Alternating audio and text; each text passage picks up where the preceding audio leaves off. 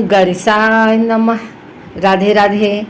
आइए सुनते हैं आज अमावस्या पर गणेश जी की यह कथा।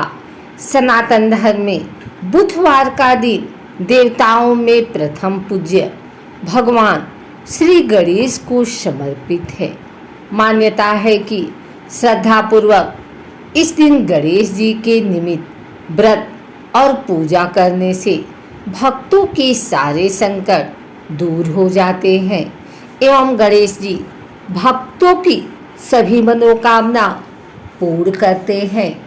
श्री गणेश जी को दुर्वा अत्यंत प्रिय है।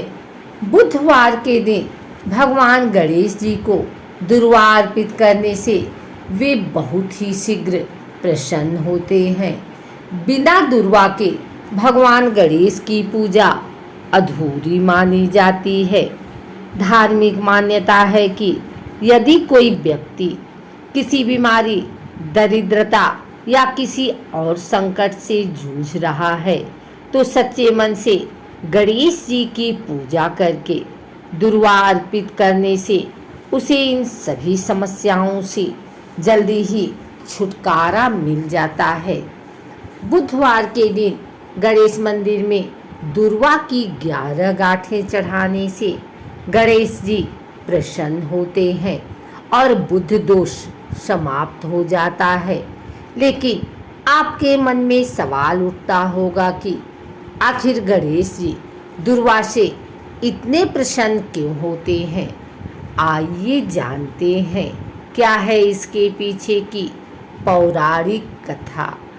शास्त्रों में वर्णित एक पौराणिक कथा के अनुसार प्राचीन काल में अनलासुर नाम का एक दैत्य था। उसके उत्पात से धरती और स्वर्ग पर त्राहि त्राहि मची हुई थी। अनलासुर एक ऐसा दैत्य था जो मुनि ऋषियों और साधारण मनुष्यों को जीवित ही निगल जाता था। इस दैत्य के अत्याचारों से त्रस्त होकर इंद्र सहित सभी देवी देवता, ऋषि मुनि भगवान शिव से विनती करने पहुँचे। उन्होंने प्रार्थना की कि किसी भी तरह से अनलासुर के आतंक को समाप्त करें। तब भगवान भोलेनाथ ने समस्त देवी देवताओं और मुनि ऋषियों की प्रार्थना सुनकर उनसे कहा कि दैत्य अनलासुर का नाश केवल श्री गणेश ही कर सकते हैं। फिर सभी देवों की प्रार्थना पर गणेश जी ने अनलासुर को निगल लिया। तब उनके पेट में बहुत जलन होने लगी। इस परेशानी से निपटने के लिए कई प्रकार के उपाय किए गए, लेकिन उपाय कारगर नहीं हुआ। उसी समय कश्यप ऋषि ने दुर्वा की 21 गांठें बांधकर श्री गणेश जी को खाने को दी। जैसे ही गणेश जी ने दुर्वा को ग्रहण किया, वैसे ही उनके पेट की जलन शांत हो गई।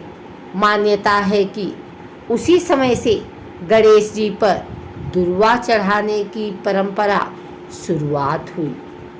गणेश पुराण की एक अन्य कथा के अनुसार एक बार एक चांडाली और एक गधा गणेश मंदिर में जाते हैं और वह कुछ ऐसा करते हैं कि उनके हाथों से दुर्वा यानी कि घास गणेश जी के ऊपर गिर जाती है।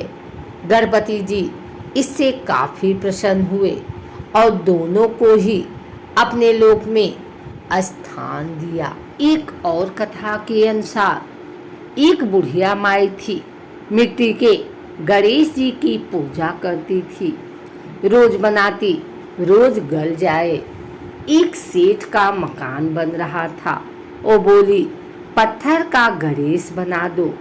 मिस्त्री बोले, जितने हम तेरा पत्थर का गणेश गढ़ेंगे उतने में अपनी दीवार ना चीनेंगे। बुढ़िया बोली, राम करे तुम्हारी दीवार टेढ़ी हो जाए। अब उनकी दीवार टेढ़ी हो गई। वो चीने और ढा देवें, चीने और ढा देवें। इस तरह करते करते शाम हो गई। शाम को सेठ आया। उसने कहा, आज कुछ भी नहीं किया। वो कहने लगे। एक बुढ़िया आई थी। वो कह रही थी, मेरा पत्थर का गणेश गढ़ दो। हमने नहीं गढ़ा तो उसने कहा, तुम्हारी दीवार टेढ़ी हो जाए। तब से दीवार सीधी नहीं बन रही है। बनाते हैं और ढा देते हैं। सेठ ने बुढ़िया को बुलाया।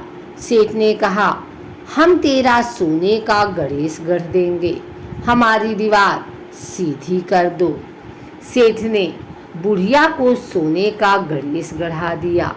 सेठ की दीवार सीधी हो गई। जैसे सेठ की दीवार सीधी की, वैसी सबकी करना।